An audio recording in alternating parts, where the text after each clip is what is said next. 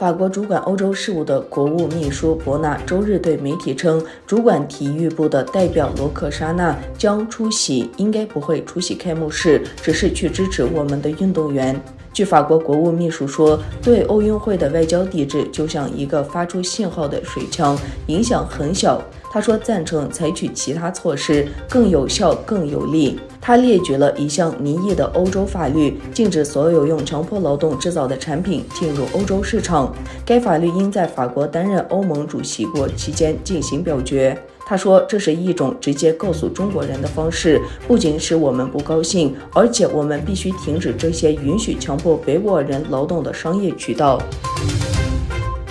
北约秘书长斯托尔滕贝格表示，北约的重点任务是向乌克兰提供支持，作为北约强而有力和高度重视的伙伴。但因乌克兰并非北约成员国，北约无计划派遣作战部队直接前往乌克兰。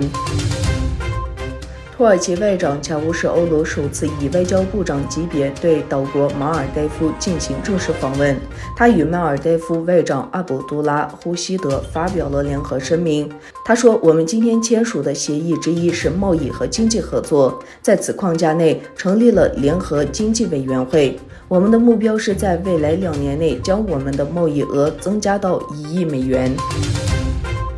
以色列总统艾萨克·赫尔佐格周日抵达阿拉伯联合酋长国进行正式访问，这是自两国正常关系化以来进行的又一次高调外交访问。赫尔佐格办公室说，总统与第一夫人同行，计划与阿联酋阿布扎比王储穆罕默德与阿联酋外交部长阿卜杜拉本扎耶德会面。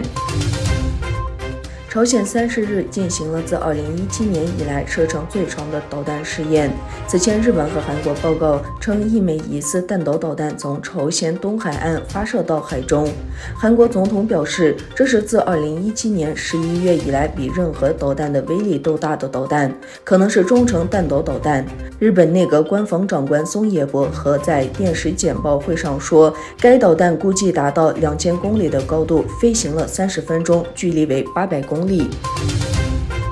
苏丹首都及其他城市周日再次发生抗议活动，数千人走上街头，谴责去年11月的军事政变让国家陷入混乱状态。一个医疗组织披露，安全部队暴力驱散抗议者时，至少造成1人死亡。自政变以来，在当局的镇压抗议活动的行动中，至少有79人被杀，数百人受伤。